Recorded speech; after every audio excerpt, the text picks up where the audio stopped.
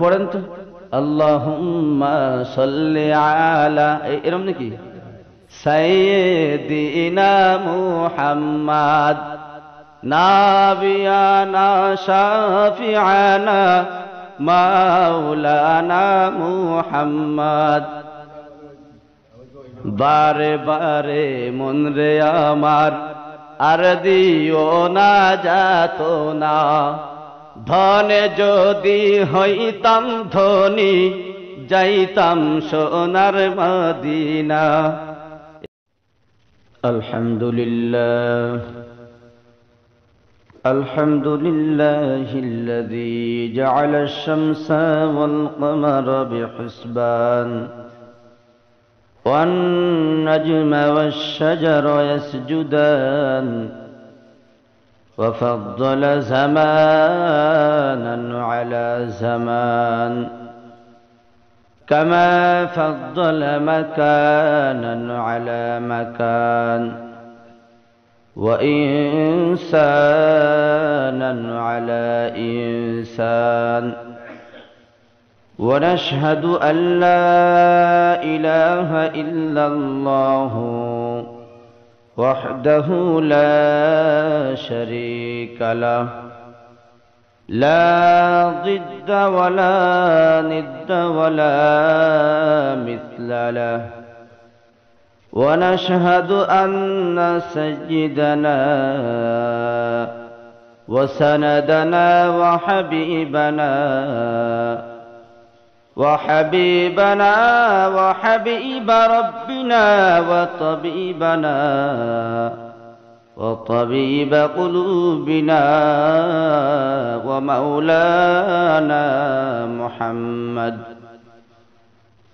صلى الله تعالى عليه وعلى آله وأصحابه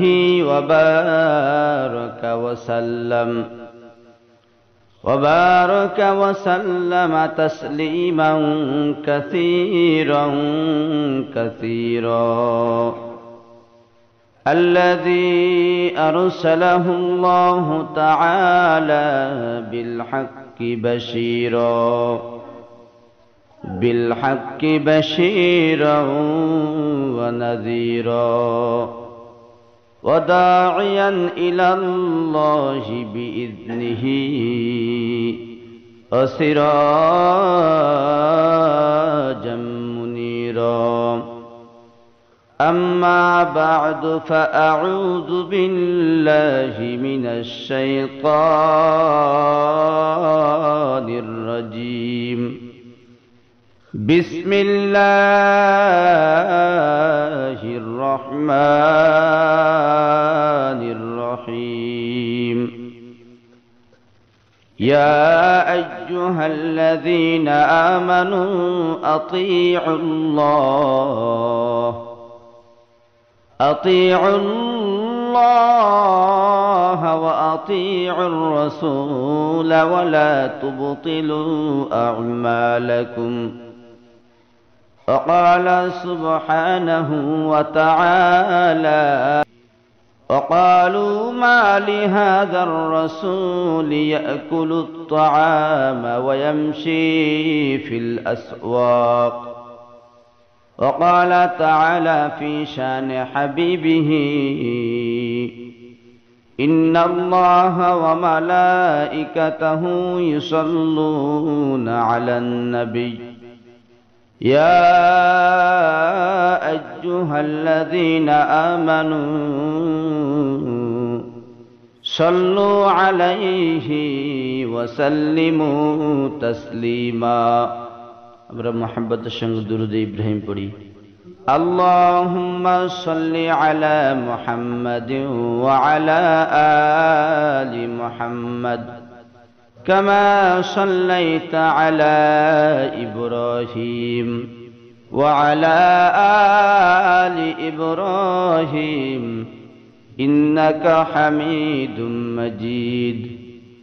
اللهم بارك على محمد وعلى آل محمد كما باركت على إبراهيم وعلى آل إبراهيم إنك حميد مجيد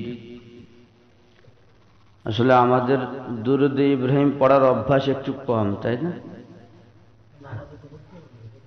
আমরা এখানে যারা আছি, এই জায়গার মানুষ যারা, এই জায়গার বাসিন্দা যারা, এই জায়গার মানুষের দুরূদ ইব্রাহিম মানে এই যে দুরূদ আমরা পড়তেছি, এই দুরূদ শরীফ পড়ার অভ্যাস হলো একটু কম। নামাজ ছাড়া এই দুরূদ আমরা পড়ি না, কারণ ওটা তো নামাজ। আর দুরূদ শরীফ যে জায়গায় আল্লাহ রসুলের কাছে দুরূদ পাঠাতে হবে, ও হলো মিলাদের মধ্যে যত মহব্বতের সঙ্গে দুরূদ পাঠ করে পারা যায়।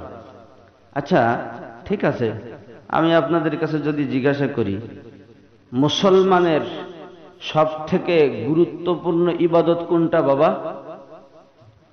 বোঝেন না আমার কথা? আমার কথা কি আপনারা বোঝেন না? মুসলমানের সব থেকে গুরুত্বপূর্ণ ইবাদত কোনটা? নামাজ। সব থেকে গুরুত্বপূর্ণ ইবাদত হলো নামাজ। আর নামাজের মধ্যে যা কিছু পাঠ করা হয় এটা হলো সব থেকে গুরুত্বপূর্ণ। সেই হিসাবে নামাজের মধ্যে যেই দুরূদটা পাঠ করা হয় অন্য দুরূদের তুলনায় সেই দুরূদটা একটু দামি হওয়াটাই স্বাভাবিক, একটু দামি হওয়াটাই স্বাভাবিক। তাহলে আমরা কেন অন্য সময় যখন দুরূদ পাঠ করা হয় তখন এই দুরূদ ইব্রাহিমটা আমরা পড়ি না কেন? কারণ ওইটা পড়লে সুর আসে না। হ্যাঁ, ওইটা বললে সুর আসে না। আপনারা জানেন কি, এই যে দুরূদ আপনারা পড়েন ওই দুরূদের সুর দিয়ে আমিও পড়তে পারি। হ্যাঁ, কিন্তু আমি হিসাব করে দেখলাম, যাচাই করে দেখলাম, যেই দুরূদ আমরা মিলাদের মধ্যে পড়ি, অনেক উলামায়ে কেরাম এর সাথে যোগাযোগ করে দেখলাম, হাদিস কুরআন ঘেটে দেখলাম যে এই জাতীয় দুরূদ আমি কোথাও পাই নাই। আর যারা বিজ্ঞ আলেম আছে তাদের কাছে জিজ্ঞাসা করে দেখলাম, তারাও কোথাও পায়নি। এই দুরূদ শুধুমাত্র মিলাদের মধ্যেই পাওয়া যায়। কোথায় পাওয়া যায়? খারাপ লাগলে লাগতে পারে, কিন্তু কথা এটাই সত্য। আচ্ছা, যদিও ওই দুরূদ কোথাও পাওয়া গিয়েও থাকে, তারপরেও ওর থেকে এই দুরূদটা বেশি দামি কিনা? কোন দুরূদ? দুরূদে ইব্রাহিম দামি কিনা? আপনারা বুঝতেছেন আমার কথা? মানে ওই দুরূদ আছে, তারপরেও এই দুরূদে ইব্রাহিম ওই দুরূদের তুলনায় দামি কিনা? যদি দামি না হতো তাহলে আল্লাহ তাআলা কেন নামাজের মধ্যে এই দুরূদটা দিলেন? নামাজের মধ্যে যেই দুরূদটা দিয়েছেন সেই দুরূদটা অবশ্যই দামি হতে হবে। দামি না হলেও আমরা ধরে নেব এটাই দামি। কেন? কারণ সর্বোত্তম ইবাদত যেটা, সব থেকে দামি ইবাদত যেটা, সেই ইবাদতের মধ্যে যা কিছু পাঠ করা হয় সেটা অবশ্যই দামি। কি বলেন? দামি বিধাই আল্লাহ তাআলা নামাজের মধ্যে এই দুরূদটা দিয়েছেন। এক। দ্বিতীয় কথা হলো, আমরা যদি সব জায়গাতে এই দুরূদে ইব্রাহিম পড়ি, একদিকে তো দামি দুরূদ, দ্বিতীয় যদি আমরা পড়ি তাহলে আমাদের আরো একটা লাভ আছে। সেই লাভটা হলো যে আমরা অনেকে ওই দুরূদ মুখস্থ আছে, এখানে যারা আছে আমার মনে হয় সবাই ওই দুরূদ, মিলাদের যে দুরূদ, কোনটা জানো? পড়েন তো, আল্লাহুম্মা সাল্লি আলা, এরকম নাকি? সাইয়্যিদিনা মুহাম্মাদ নাবিয়ানা শাফিআনা মাওলানা মুহাম্মাদ। বারে বারে মন রে আমার আর দিও না যাত না, ধনে যদি হইতাম ধনী যাইতাম সোনার মদিনা। এরকম নাকি? তা আপনাদেরটা কি? সুর দেন, সুর দেন, সুর দেন। সুর দিতে পারেন না? পারেন না, পারেন, যাই হোক। ওর থেকে ওইখানে যদি আপনারা এই দুরূদটা পাঠ করতেন তাহলে যারা নামাজি, যারা নামাজের দুরুদে ইব্রাহিম পারে না তারাও এই দুরুদে ইব্রাহিমটা মুখস্থ হয়ে যাইত। আমি মনে হয় ভুল বলিনি, ঠিক বলেছি কিনা? অনেক বাচ্চারা যারা শুনে শুনে মুখস্থ করে তাদেরও এই দুরুদে ইব্রাহিমটা মুখস্থ হয়ে যাইত, এক সময় না এক সময় মুখস্থ হয়ে যাইত। অথচ মিলাদের যেই দুরুদ সেই দুরুদ আপনাদের মুখস্থ আছে, কিন্তু নামাজের যেই দুরুদ সেই দুরুদ অনেকেই বিশুদ্ধভাবে পড়তে পারেন না। বুঝলেন তো? তাহলে বলেন তো, শুধু নামাজেই নয় অন্য জায়গায় যদি দুরুদ পাঠ করতে হয় তাহলে অন্য দুরুদের তুলনায় দুরুদে ইব্রাহিম এইটার অগ্রাধিকার বেশি নাকি কম? বেশি। তাহলে আমরা যদি এই দুরুদটা পড়ি অন্য জায়গায় তাহলে ভুল হবে নাকি ঠিক হবে? কি বলেন? ভুল হবে? ভুল হবে?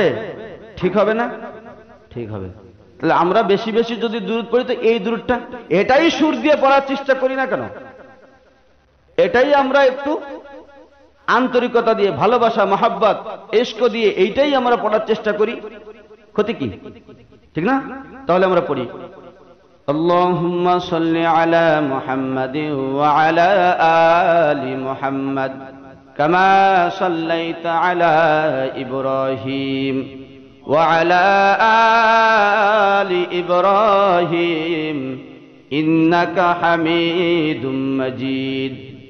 اللهم بارك على محمد وعلى آل محمد كما باركت على إبراهيم وعلى آل إبراهيم إنك حميد مجيد। আমার সাথে আবার পড়েন اللهم صل على محمد وعلى آل محمد। সাউন্ডটা একটু বাড়াই দেন। কামা সাল্লাইতা আলা ইব্রাহিম ওয়া আলা আলি ইব্রাহিম ইন্নাকা হামিদুম মাজিদ। আল্লাহুম্মা বারিক আলা মুহাম্মাদিন ওয়া আলা আলি মুহাম্মাদ কামা বারাকতা আলা ইব্রাহিম وعلى آل إبراهيم إنك حميد مجيد। سبحانك لا علم لنا إلا ما علمتنا إنك أنت العليم الحكيم। الحمد لله। মহান রব্বুল আলামিনের দরবারে কোটি কোটি শুকরিয়া যে রব্বুল ইজ্জত আমাদেরকে মহব্বত করে ভালোবেসে ইমানদারদের তালিকাভুক্ত করে আল্লাহ তাআলার মহান হুকুম পালন করার জন্য আমাদেরকে মহল্লার মধ্যে থেকে যাচাই বাছাই করে সবার আগে জুমার মসজিদে উপস্থিত হওয়ার তৌফিক দান করেছেন। এই জন্য সেই প্রভুর দরবারে শুকরিয়া আদায় করি। সবাই বলি আলহামদুলিল্লাহ। প্রত্যেক ওয়াইজিন, প্রত্যেক বক্তা, আগে একদিন বললাম, সবসময় প্রত্যেক আলোচনার শুরুতে একটা কথা বলে, হেদায়েত আল্লাহ তাআলা যাকে দিবেন তাকে কেউ গুমরা করতে পারে না। আর যাকে আল্লাহ তাআলা গুমরা করে রেখেছেন, যার অন্তরে গুমরাহির সিল মেরে দিয়েছেন, তাকে হাজার চেষ্টা করলেও আর বোঝানো যাবে না। সে ভুল পথে চলছে তো চলবেই। এই জন্যই তো আল্লাহ তাআলা কোরআনের মধ্যে বলেছেন, ইন্নাকা লা তাহদি মান আহবাবতা ওয়ালাকিন্নাল্লাহা ইয়াহদি মান ইয়াশা। আল্লাহ তাআলা কোরআনের মধ্যে ডাক দিয়ে বলেন, হে নবী, আপনি যাকে ভালোবাসবেন, আপনি যাকে পছন্দ করবেন সে হেদায়েত পাবে। বিষয়টা এইরকম নয়। আমি আল্লাহ তাআলা যাকে পছন্দ করব, যার তকদিরে হেদায়েত লিখে রেখেছি, শুধুমাত্র সেই হেদায়েত পাবে। আমি যাকে ইচ্ছা তাকে হেদায়েত দিতে পারি। বেলাল রাদিয়াল্লাহু আনহু বলেন, যদি চেহারা দেখে, যদি সৌন্দর্যতা দেখে যদি হেদায়েত দিত, তাহলে আমার মতো বেলাল হাবশী হেদায়েতের নূর আমার কপালে জুটত না। হ্যাঁ, আপনি যাকে ভালোবাসবেন যদি সেই হেদায়েত পাবে। মানুষ হিসেবে যাদেরকে দেখতে ভালো লাগে, যাদের কথা শুনতে ভালো লাগে, তাদেরকেই আপনি ডাকবেন। বিষয়টা তো এরকম, যারা আপনাকে মহব্বত করে আপনি তাদেরকে ডাকবেন। কিন্তু এই কালো মানুষগুলো, এই কুৎসিত মানুষগুলো, তাদেরকে আপনি দেখবেন না, তাদেরকে আপনার দেখতে মন চাইবে না, এই জন্য তারা হেদায়েতও পাইবে না।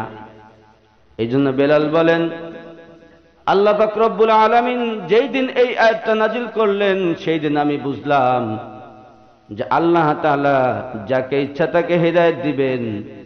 মানুষের ভালোবাসা, রসুলের ভালোবাসার কারণে কেউ হেদায়েত পাবে না। আল্লাহ তাআলা কোরআনের মধ্যে নিজেই নাজিল করে বলতেছেন, নিজেই বলতেছেন যে আপনি যাকে মহব্বত করবেন। এটা ওই সময় নাজিল করলেন। দুনিয়ার মধ্যে যত কাফের এসেছে, সমস্ত কাফেরদের মধ্যে সব থেকে বেশি ইসলামের সহযোগিতা যেই ব্যক্তি করেছে, সেই ব্যক্তি হলো আল্লাহ রাসূল সাল্লাল্লাহু আলাইহি ওয়াসাল্লামের আপন চাচা আব্দুল মুত্তালিবের ছেলে আবু তালিব।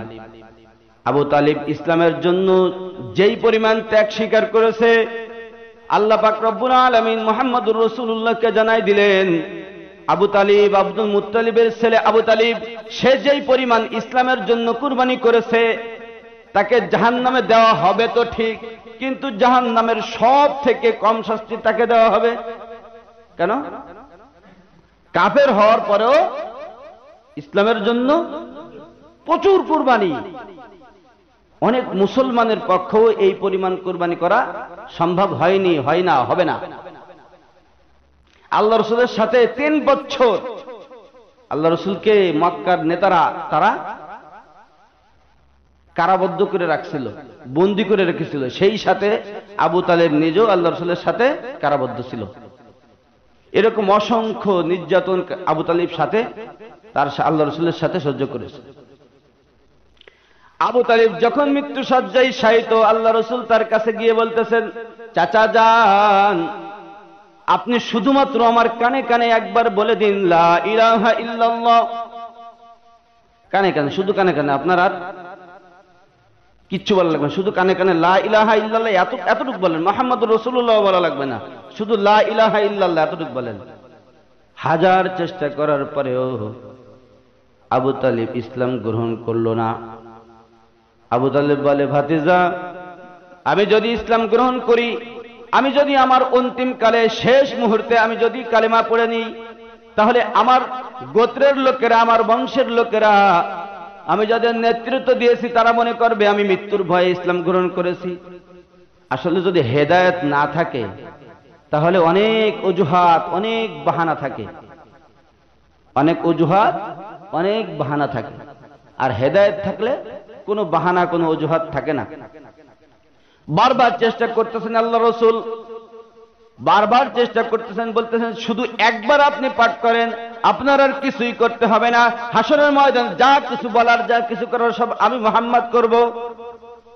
ওই সময় আল্লাহ তাআলা নাজিল করলেন, ইন্নাকা লা তাহদি মান আহবাবতা ওয়ালাকিন্নাল্লাহা ইয়াহদি মান ইয়াশা। আপনি যাকে মহব্বত করবেন, যাকে ভালোবাসবেন, সে হেদায়েত পাবে না। আল্লাহ তাআলা যাকে পছন্দ করেছেন, যার জন্য হেদায়েত লিখেছেন, শুধুমাত্র সে হেদায়েত পাবে। তো বলতেছিলাম যে আল্লাহ তাআলা যাকে হেদায়েত দিবেন, শুধুমাত্র সেই হেদায়েত পাবে। কুরআন হাদিসকে যদি খাবার তৈরি করে কাউকে খাইয়ে দেওয়া হয়, আর তার যদি হেদায়েত না থাকে, তার তকদিরে যদি হেদায়েত না থাকে, তাহলে কুরআন হাদিস খাইয়ে দিলেও তার হেদায়েত হবে না। দুনিয়ার সমস্ত উলামায়ে কেরাম যদি তার কাছে এসে বিভিন্ন কোরআনের আয়াত দিয়ে, বিভিন্ন হাদিস দিয়ে যে যতভাবে পারে তাকে বুঝাবে, এরপরও তার হেদায়েত আসবে না। আর আমরা মানুষ তো, বিশেষ একটা কথা বলবো, আল্লাহ রাসূল সাল্লাল্লাহু আলাইহি ওয়াসাল্লাম সম্পর্কে আমরা জানি, আল্লাহ রাসূল সাল্লাল্লাহু আলাইহি ওয়াসাল্লাম জন্মের পর থেকে নিয়ে 40 বছর পর্যন্ত মক্কার বিভিন্ন জায়গায় থেকে তাদের মধ্যে বড় হয়েছেন। তার জীবদ্দশায় কোনো প্রকারের দোষ ত্রুটি কিছুই ছিল না। মক্কার মানুষ তাকে ভালোবেসে মহব্বত করে তাকে বিশ্বাসী করে এত বিশ্বাস অর্জন করেছিলেন, এত বিশ্বাস অর্জন করেছিলেন, দুনিয়ার বুকে একমাত্র সেই ব্যক্তি তিনি যাকে মানুষ আল আমিন অর্থাৎ বিশ্বাসী উপাধি দিয়েছিল। এই রেকর্ডটা অনলি ওয়ান, দুনিয়ার শুরু থেকে নিয়ে এই পর্যন্ত আর কেউ এই রেকর্ড অর্জন করতে পারে নাই, কোনো নবীর পক্ষেও সম্ভব হয় নাই। জাহেলি যুগ, যেই সময় মানুষকে ভালো কথা বললেও খারাপ বুঝে, কঠিন একটা সময়, সেই সময়ে আল্লাহ রসুল পয়গম্বর মুহাম্মদুর রাসূলুল্লাহ মক্কাতে, সেখানে তিনি বড় হচ্ছেন আস্তে আস্তে করে পর্যায়ক্রমে। প্রথমে হালিমাতুস সাদিয়া রাদিয়াল্লাহু আনহার কাছে, সেখানে প্রায় 5-6 বছর পর্যন্ত সেখানে থেকে তিনি দুধ পান করলেন। তারপরে কিছুদিন পর্যন্ত শৈশবকাল সেখানে কাটালেন। পরবর্তীতে আব্দুল মুত্তালিবের কাছে আসলেন। আব্দুল মুত্তালিব যখন দুনিয়ার থেকে বিদায় নেওয়ার আগে মুহূর্তে, তখন তার ছেলে আবু তালিবের কাছে দিয়ে বললেন যে, বাবা শোনো, তোমার এই যে ভাতিজা মুহাম্মদ, তোমার ভাতিজা দুনিয়ায় আসার আগে তোমার ভাই বিদায় নিয়েছে, আমি চলে যাচ্ছি, আমি যাওয়ার পরে এর সমস্ত দায়িত্ব আমি তোমার হাতে তুলে দিয়ে গেলাম, সমস্ত দায়িত্ব তোমার হাতে তুলে দিয়ে গেলাম। আবু তালিব সে এইভাবে আল্লাহ রসুলকে মক্কায় থেকে সেভাবে তিনি লালন পালন করতে লাগলেন। আল্লাহ তাআলা মুহাম্মদুর রাসূলুল্লাহকে দুনিয়ার কোন শিক্ষায় শিক্ষিত করেন নাই। দুনিয়ার কোন শিক্ষায় শিক্ষিত আল্লাহ রসুল না। কেন? মুহাম্মদুর রাসূলুল্লাহ যখন ইসলামের দাওয়াত দিতে শুরু করলেন, যদি তিনি দুনিয়ার শিক্ষায় শিক্ষিত হতেন, তাহলে মক্কার কুফফাররা, মক্কার কাফেররা বলতো, তুমি অমুক কলেজে পড়ালেখা করেছো, তুমি শিক্ষাবিদ, অনেক ডিগ্রি অর্জন করেছো, এই কারণে তুমি আমাদেরকে নতুন একটা বিষয় দাওয়াত দেওয়ার চেষ্টা করতেছো, তুমি তোমার দল ভারী করার চেষ্টা করতেছো, তুমি নেতা হওয়ার চেষ্টা করতেছো। এজন্য আল্লাহ তাআলা দেখলেন যে কারোর কোনো ব্যক্তির যাতে করে কোনো প্রকারের কোনো প্রশ্ন না থাকে, কেউ কোনো প্রকারের কোনো কথা যাতে করে বলতে না পারে, কোনো প্রকারের কোনো একটা অজুহাতও দেখাইতে না পারে। রসুল যে তিনি, তাকে দুনিয়ার কোনো একটা প্রশ্ন দিয়ে যাতে করে আটকানো না যায়। দুনিয়ার কোন শিক্ষায় তিনি শিক্ষিত না। তাহলে দুনিয়ার শিক্ষায় যখন শিক্ষিত না, তাহলে এই কোরআনের আয়াত যখন তার কাছে নাজিল হলো, তিনি যখন মানুষের কাছে গিয়ে বললেন, সে তো আসলে শিক্ষিত না, তাহলে এটা পাইল কোথায়? অবশ্যই আল্লাহর পক্ষ থেকে এসে, তা না হলে সে কোথায় পেল? ঠিক আছে না কথা? যদি তিনি কোনো জায়গায় পড়ালেখা করতেন, তাহলে বলতেন যে তুমি কোনো জায়গা থেকে এটা শিখে এসেছো, কোনো জায়গা থেকে শিখে এসেছো। এইভাবে তিনি সেখানে বড় হতে লাগলেন। মক্কার যেই জামানার মানুষটা, দুনিয়ার শুরু থেকে নিয়ে এই পর্যন্ত যত মানুষ এসেছে, সব থেকে হিংস্র, সব থেকে মূর্খ, সর্বদিক দিয়ে খারাপের যত ডিগ্রি আছে সব দিক দিয়ে তারা শ্রেষ্ঠ। জাহেলিয়াতের যুগ বলা হয়, অন্ধকারের যুগ। সেই জামানায় আল্লাহ রাসূল সাল্লাল্লাহু আলাইহি ওয়াসাল্লাম সেই মানুষদের মধ্যে থেকে, সেই মানুষগুলো তাকে আমানতদার হিসেবে চিহ্নিত করলো। তার বিরুদ্ধে কোনো অভিযোগ নাই, একেবারে কোনো অভিযোগ নাই। আল্লাহ রাসূল সাল্লাল্লাহু আলাইহি ওয়াসাল্লাম যখন এরকম একটা, তার বিরুদ্ধে কোনো অভিযোগ নাই, সবাই তাকে এক বাক্যে 100% বিশ্বাস করে, মিথ্যা কথা বললেও বিশ্বাস করবে। এরকম একটা পরিবেশ যখন হয়ে গেল, 40 বছর বয়স হয়ে গেল। 40 বছর বয়স হওয়ার পরে আল্লাহ তাআলার পক্ষ থেকে জিবরাইল আলাইহিস সালাতু ওয়াস সালাম আল্লাহ রাসূল সাল্লাল্লাহু আলাইহি ওয়াসাল্লামের কাছে আসলেন ওহী নিয়ে। আল্লাহ রাসূল সাল্লাল্লাহু আলাইহি ওয়াসাল্লাম নবুয়ত প্রাপ্ত হলেন। তিনি মানুষদেরকে দাওয়াত দেওয়া শুরু করলেন। আল্লাহ তাআলার কাছে জিজ্ঞাসা করলেন, আল্লাহ আমি কাকে দাওয়াত দিব, আমি কাকে দাওয়াত দিব? আল্লাহ তাআলা বললেন, ওয়া আনজির আশীরাতাকাল আকরাবিন, তোমার সব থেকে নিকটতম যারা আছে তুমি প্রথমে তাদেরকে দাওয়াত দাও। সব থেকে নিকটতম যারা, নিকটের মধ্যে কে? সর্বপ্রথম স্ত্রী, তারপরে কাছের বন্ধু বান্ধব, পরিবারের লোকজন, এই তো কাছের মানুষ। এইভাবে তিনি দাওয়াত দেওয়া শুরু করলেন। তিনি, ওই সময়ের নিয়ম ছিল, এখনের মতো এই যে সাউন্ড সিস্টেম, মাইক, এ জাতীয় কোনো ব্যবস্থা ওই সময় ছিল কি? ছিল না। পাহাড়ে উঠে ওই সময় নিয়ম ছিল, কোনো উঁচু জায়গাতে আগুন জ্বালাতে হতো, অথবা কোনো উঁচু জায়গায় উঠে কোনো একটা কাপড় এভাবে ঘোরাতে হতো। তাহলে মানুষ কোনো একটা সিগন্যাল মনে করে ওই জায়গায় সমাবেত হতো, জমায়েত হতো, এরপরে কোনো একটা সংবাদ দেওয়া হতো। আল্লাহ রাসূল সাল্লাল্লাহু আলাইহি ওয়াসাল্লাম ওই সময়ের নিয়ম অনুযায়ী পাহাড়ের উপরে উঠে, পাহাড়ের চূড়ায় উঠে একটা কাপড় নাড়া দিলেন। যখন সমস্ত মানুষ একত্রিত হয়ে গেল, সবাই তো মুহাম্মদকে চেনে, চেনে না? শুধু কি চেনে? শুধু চেনে? শুধু চেনে না, তারা ওই সময় তাকে আল আমিন উপাধি দিয়েছে যে আমাদের মধ্যে যদি একজন সত্যবাদী থাকে সে হলো আব্দুল্লাহ ছেলে মুহাম্মদ। যদি একজন সত্যবাদী থাকে আব্দুল্লাহ ছেলে মুহাম্মদ, একজন আমানতদার থাকে সে হল আব্দুল্লাহ ছেলে মুহাম্মদ, একজন যদি এমন ব্যক্তি থাকে যে ওয়াদার খেলাপ করে না সে হল আব্দুল্লাহ ছেলে মুহাম্মদ। যত গুণ আছে সব গুণে গুণান্বিত হলো একমাত্র ব্যক্তি আব্দুল্লাহ ছেলে মুহাম্মদ সাল্লাল্লাহু আলাইহি ওয়াসাল্লাম। সমস্ত মানুষ যখন একত্রিত হয়ে গেল, আল্লাহ রাসূল মানুষদেরকে ডাক দিয়ে বললেন, তারা বিশ্বাস করে তো? বিশ্বাস করে না?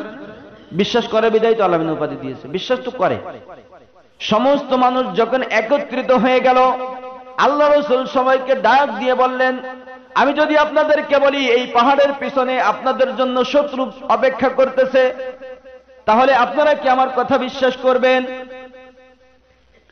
সবাই এক বাক্যে বলল, হ্যাঁ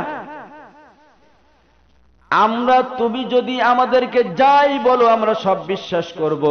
কারণ হলো এই পর্যন্ত কোনোদিন তুমি আমাদের সামনে মিথ্যা একটা কথা বলো নাই, তুমি একটাও মিথ্যা কথা আমাদের সামনে বলো নাই, সুতরাং তুমি যা বলবে আমরা সেটাই বিশ্বাস করব। আল্লাহ রাসূল বললেন, আমি যদি বলি তারা পিছনে অপেক্ষা করতেছে, কিছুক্ষণের মধ্যেই আপনাদের উপর হামলা করবে, সবাই এক বাক্যে বলল, হ্যাঁ আমরা অবশ্যই বিশ্বাস করব, কারণ আমরা তোমাকে সত্যবাদী হিসেবে চিনি, আমরা তোমাকে আমানতদার হিসেবে চিনি, তুমি জীবনে কোনোদিনও আমাদের সাথে মিথ্যা কথা বলো নাই, কখনো আমানতের খেয়ানত করো নাই। ওই সময়ের মানুষ তারা নিজেদের সম্পদ নিজেদের কাছে রাখতে ভয় পেত, লুট হয়ে যাইতো, চুরি হয়ে যাইতো, ডাকাতি হয়ে যাইতো। আল্লাহ রাসূলের কাছে এসে সম্পদ রেখে যাইতো, স্বর্ণ রূপা বিভিন্ন প্রকার আরো টাকা পয়সা রেখে যাইতো কোথায়? আমানত হিসেবে। আবার পরক্ষণে যখন আসতো, মুহাম্মদ দাও, আমি যেগুলো রেখেছিলাম সেগুলো দাও। আল্লাহ রাসূল সাথে সাথে একদম 100% যা ছিল যেভাবে ছিল সেভাবে ফিরিয়ে দিত। এরকম। আর আমানত তো এখনকার দুনিয়ায় আমানতদার বললে তো আমানত খুঁজে পাওয়া যায় না। হ্যাঁ, 100 না 1000 জনের মধ্যেও একজন, তাও খুঁজে পাওয়া যায় না। সাধারণ মানুষের কথা কি বলবো, যেটা সত্য সেটা তো বলতেই হয়। অনেক আলেম ওলামাদের মধ্যেই আমানত খুঁজে পাওয়া যায় না, ঠিক না বলেন? বাস্তবতা তো এইটা, এরকমই। যাই হোক, এরকম বিশ্বাসী একজন মানুষ পাহাড়ের চূড়ায় গিয়ে ডাক দিয়ে বলতেছেন, তাও আবার মানুষ বিশ্বাস করে কিনা সেটা আগের থেকে স্বীকার করাই নিচ্ছেন। যদি আবার অস্বীকার করে বসে, যখন সবাই এক বাক্যে বলতেছে, তোমাকে আমরা কখনো মিথ্যা কথা বলতে দেখি নাই, তোমাকে কখনো আমরা আমানতের খেয়ানত করতে দেখি নাই, আমাদের মধ্যে একমাত্র বিশ্বাসী ব্যক্তি হলে তুমি, একমাত্র আমানতদার ব্যক্তি হলে তুমি, তুমি যা বলবা আমরা চোখ বন্ধ করে বিশ্বাস করে নিতে পারি। কতটা বিশ্বাসী একজন মানুষ! আল্লাহ রাসূল সাল্লাল্লাহু আলাইহি ওয়াসাল্লাম বললেন, ইয়া আইয়ুহান নাস কুলু লা ইলাহা ইল্লাল্লাহ, কুলু লা ইলাহা ইল্লাল্লাহ তুফলিহুন। যখন বলেছে, হে মানুষ সকল তোমরা পড়ে নাও লা ইলাহা ইল্লাল্লাহ, তাহলে তোমরা সফল কাম হয়ে যাইবে, এই কথা আমরা কিন্তু আমাদের ভিতরে কোনো রিয়াকশন, কোনো প্রতিক্রিয়া হয় না। কেন? কারণ এইটার আসল হাকিকত আমরা বুঝি না, আমরা বুঝি না। হ্যাঁ, কারণ হলো কি, বাংলাদেশের নিয়ম হলো, আমার দাদা মুসলমান ছিল, তাই আমার বাবা মুসলমান, মুসলমানের তো অর্জন করলো মুসলমান, না করলো মুসলমান। আমার বাবা মুসলমান ছিল, আবার আরেকটা মুসলমানের মেয়ে বিবাহ করে এনেছে, আমার মাও মুসলমান বাবাও মুসলমান, তাই আমিও মুসলমান। হ্যাঁ, কালেমাওয়ালা মুসলমানের সংখ্যা। যাই হোক, ওটা বললে আবার আর একদিকে চলে যাবে, দেখা যাচ্ছে সমস্যা হয়ে যাবে। যাই হোক, তো এই কথাটা তারা খুব ভালো করে বোঝে। যখন বলেছে কুলু লা ইলাহা ইল্লাল্লাহু তুফলিহুন, আল্লাহ রাসূলের আপন চাচা আবু লাহাব সেই জায়গায় উপস্থিত ছিল। এই আবু লাহাব হলো সেই আবু লাহাব যখন আল্লাহ রসুল দুনিয়ায় শুভাগমন করলেন, আবুল আহাবের কাছে একজন গিয়ে বলল, আবুল আহাব, তোমাকে একটা সুসংবাদ শোনাই, তোমার যে ভাই আব্দুল্লাহ দুনিয়ার থেকে বিদায় নিয়েছে, পূর্ণিমার চাঁদের মতো একটা সন্তান জন্মগ্রহণ করেছে।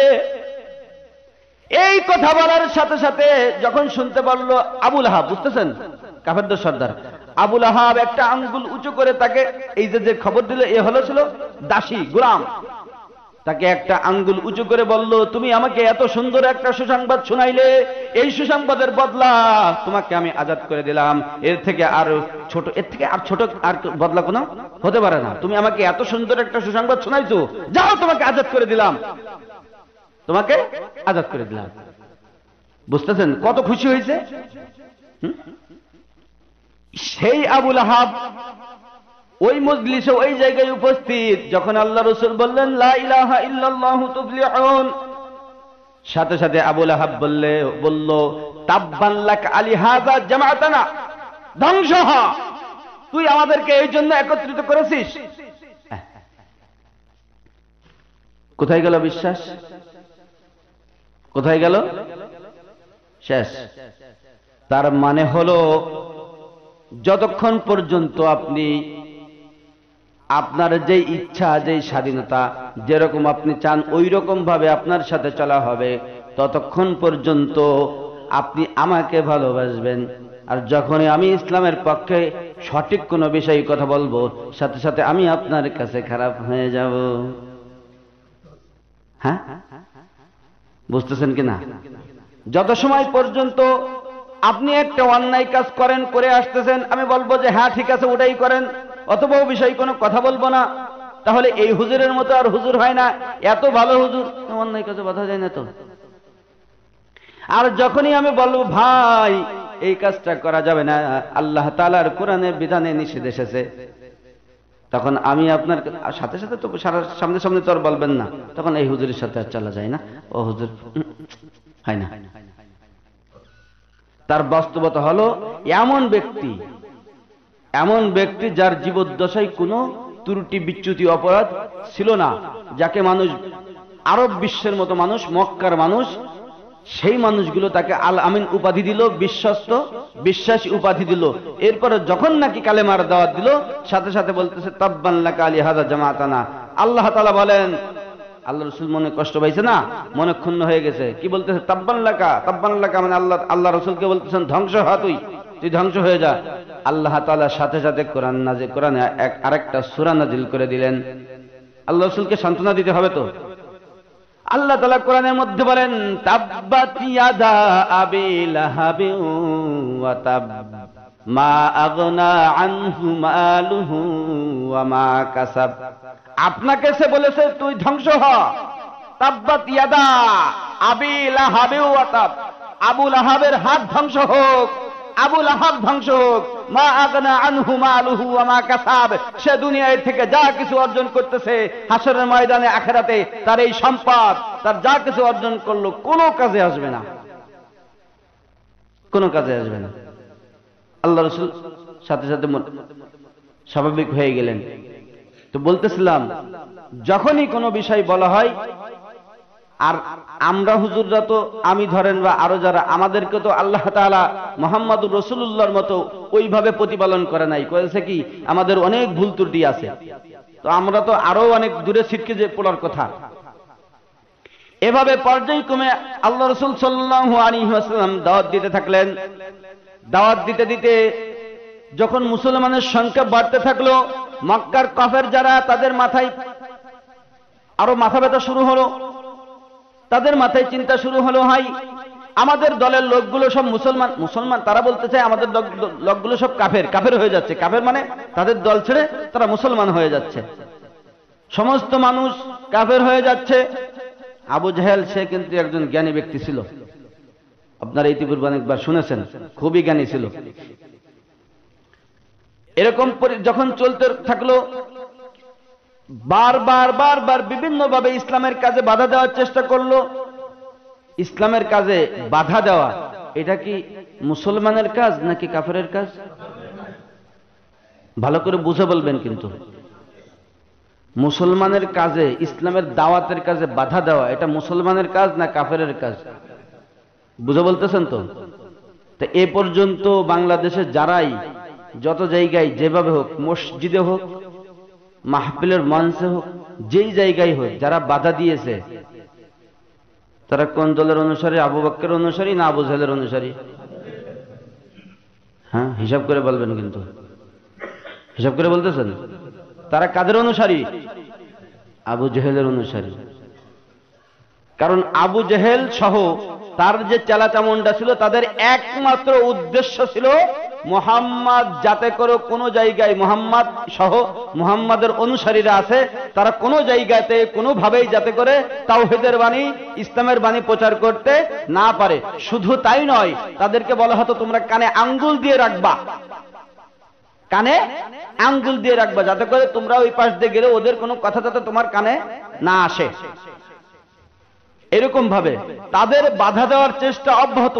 কত কৌশল অবলম্বন করছে, যখন আর কোনো উপায় নাই, কোনো কৌশল আর কাজে আসতেছে না, এরকম ভাবে একবার নির্যাতন বেড়ে গেল। আল্লাহ রাসূলকে বারবার নির্যাতিত হয়েছে, বারবার। আল্লাহ রাসূল সাল্লাল্লাহু আলাইহি ওয়াসাল্লাম ইসলামের দাওয়াত দিতে গিয়ে কত জায়গায় কতভাবে নির্যাতিত হয়েছেন। অসংখ্য জায়গায়, অসংখ্যবার, দিনে নাই রাতে নাই, অসংখ্যবার আল্লাহ রাসূল সাল্লাল্লাহু আলাইহি ওয়াসাল্লাম নিজের রক্ত ঝরাইছেন দাওয়াত দিতে দিতে।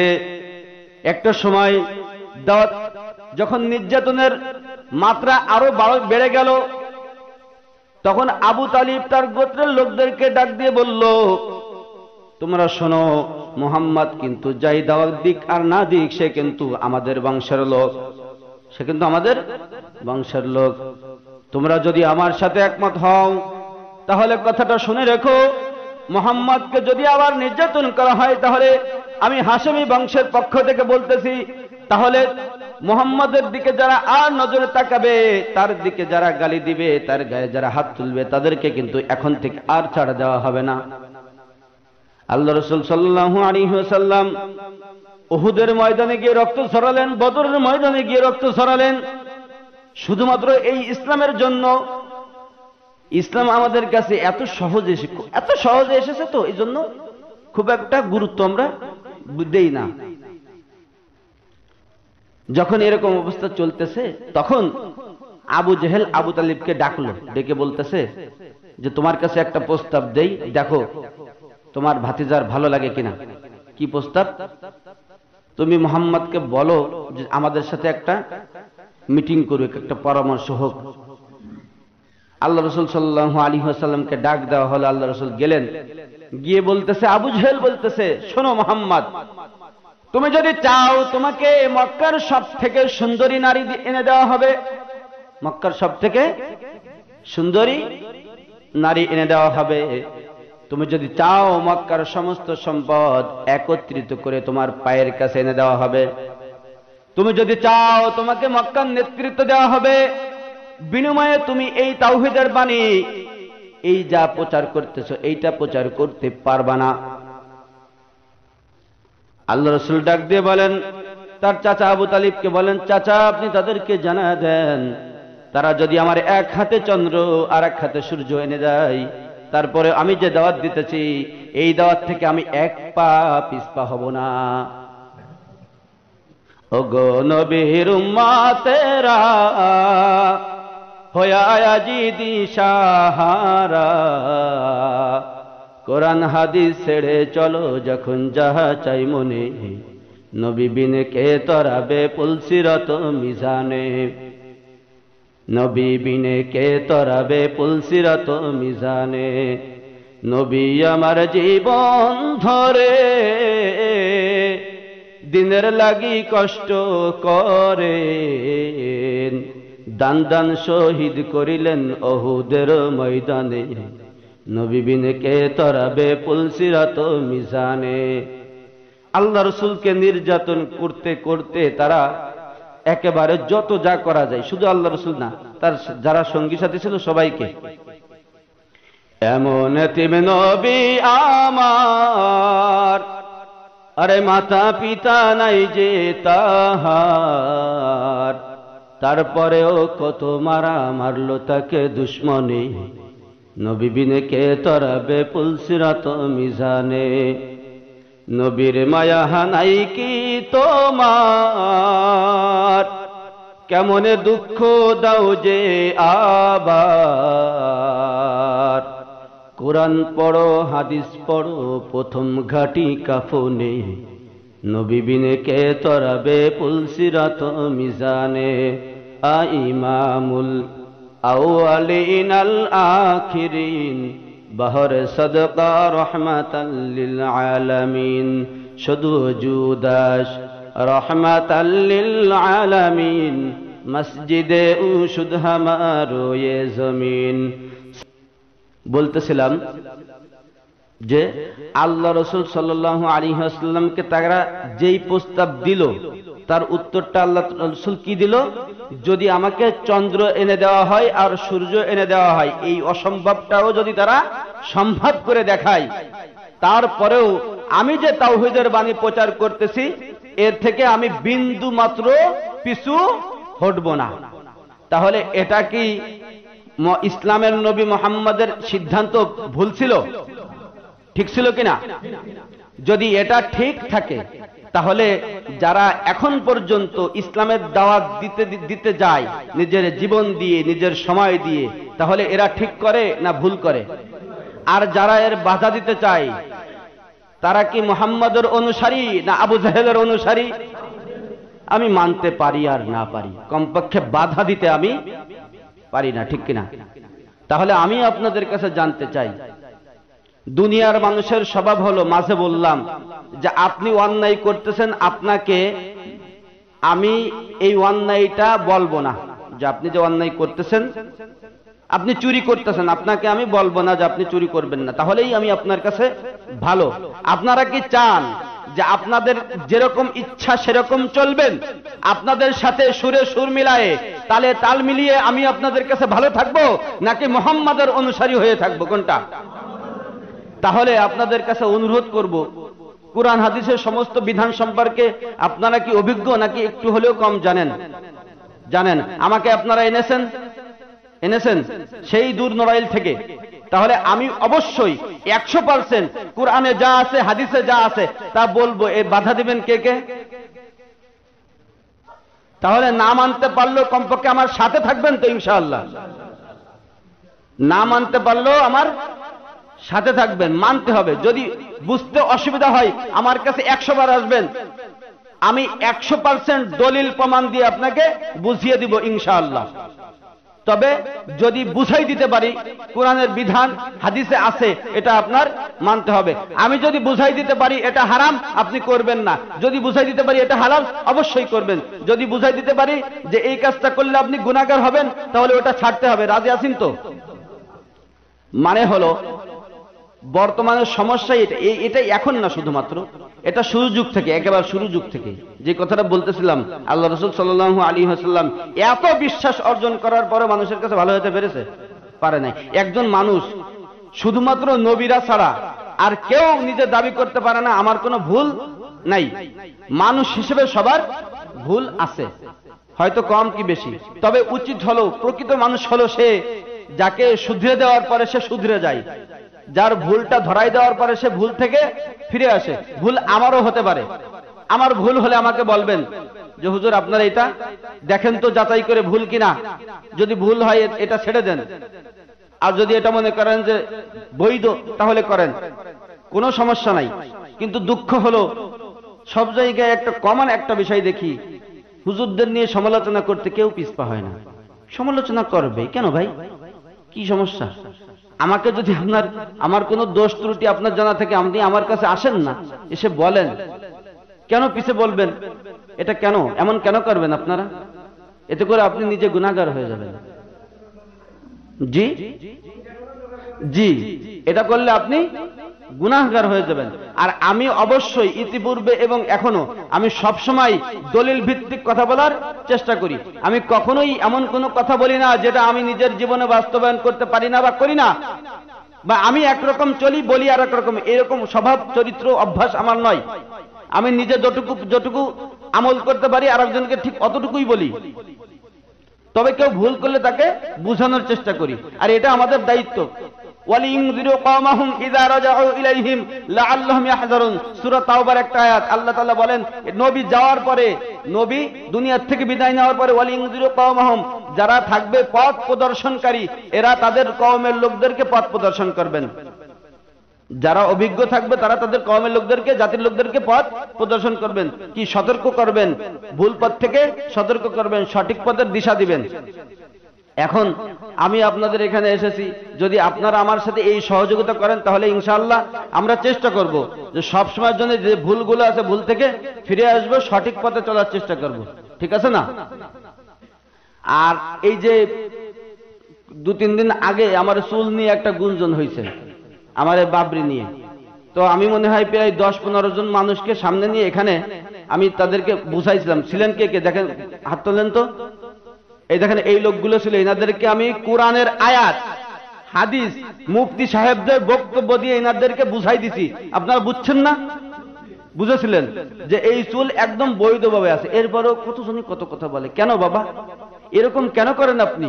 দুনিয়াতে অনেক হারাম কাজ হচ্ছে, সেখানে তো আপনি কথা বলেন না। হ্যাঁ, একজন চুরি করতেছে, চোরকে বলেন না তুমি চুরি করো না। একজন ঘুষ খাচ্ছে, তাকে বলেন তো না যে আপনি ঘুষ খায়েন না। একজন অন্যায়ভাবে টাকা উপার্জন করছে, তাকে তো আপনি বলেন না তুমি অন্যায়ভাবে কেন টাকা উপার্জন করতেছো। হ্যাঁ, একজন বেপরোয়াভাবে একটা মহিলার সাথে চলাফেরা করছে, তাকে তো বলেন না যে তুমি এর সাথে চলাফেরা করো না। আপনার নিজের ঘরের মেয়েরা বেপরদের সাথে চলাফেরা করে, সেখানে তো আপনি বলেন না। কেন হুজুরকে নিয়ে আপনার এত মাথা ব্যথা? আমি কি অবৈধ কোনো কাজ করছি নাকি? এগুলো কেন করবেন আপনারা? এবার আসে আমাদের হুজুরদের ব্যাপারে আসে। আপনারা এই ফেসবুকে, ইউটিউবে বিভিন্ন জায়গায় ছবি দেখেন না? ছবি বড় বড় আলেমদের ছবি। আল্লাহ রাসূল বলেন যে ছবি অঙ্কনকারী, তা ওই সময় তো আঁকতে হতো, এখন কি আঁকা লাগে নাকি? এখন তো ক্যামেরা দিয়ে তুললেই তোলা হয়ে যায়।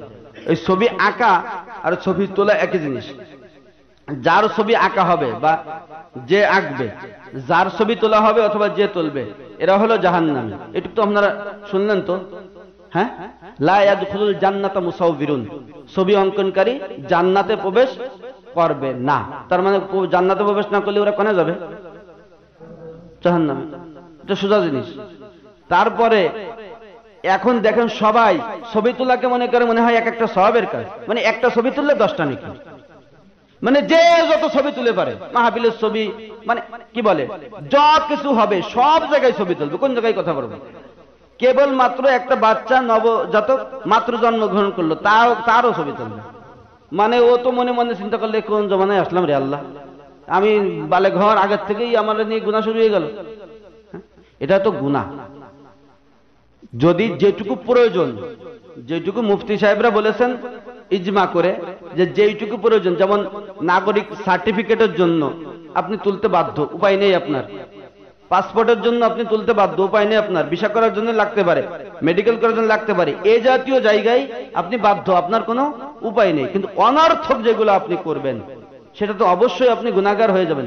সেখানে তো আপনি বলেন না, সেখানে তো আপনি বলেন না যে হুজুর, আপনি হুজুর মানুষের ছবি তুলতেছেন কেন শুধু শুধু?